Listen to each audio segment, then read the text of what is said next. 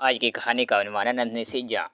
سیدہ فاطمہ جبیں یہ بہار کی ایک روشن اور مہکتی صبح تھی۔ زندگی کے جھنجھوڑیوں اور مصروفیات میں ایسی صبحیں بار بار نہیں ملتی۔ اپنے گھر کے چھوٹے سے باغ میں کتاب پڑھ رہی تھی اور ساتھ ساتھ چائے کے دل آویز خوشبو سے لطف اندوز ہو رہی تھی۔ اچانک مجھے محسوس ہوا کہ باغ کے کونے میں پودوں کے پیچھے کچھ کھٹ پھٹ سی ہے۔ میں نے اٹھ کر یوں ہی دیکھا تو ایک ننھی سی جان، بہت ہی خوبصورت کسی پرندے کا بچہ، زخمی حالت میں پودوں کے درمیان گرا ہوا تھا۔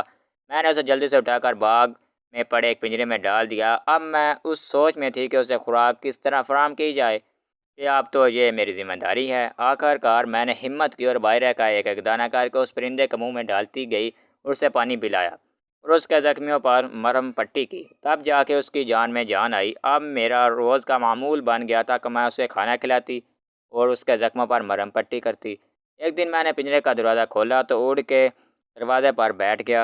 میں بہت خوش ہوئی کہ اب تو اس نے اڑنا بھی سیکھ لیا ہے۔ ایک دن میں یونیورسٹی سے واپس آئی تو پنجرہ خالی تھا۔ میں بہت پریشان ہوئی۔ میں نے ادھر ادھر اسے تلاش کرنے کی کوشش کی مگر نہیں ملا۔ اڑ گیا کہ بلی کے ہتھے چڑھ گیا، کچھ پتہ نہیں چلا۔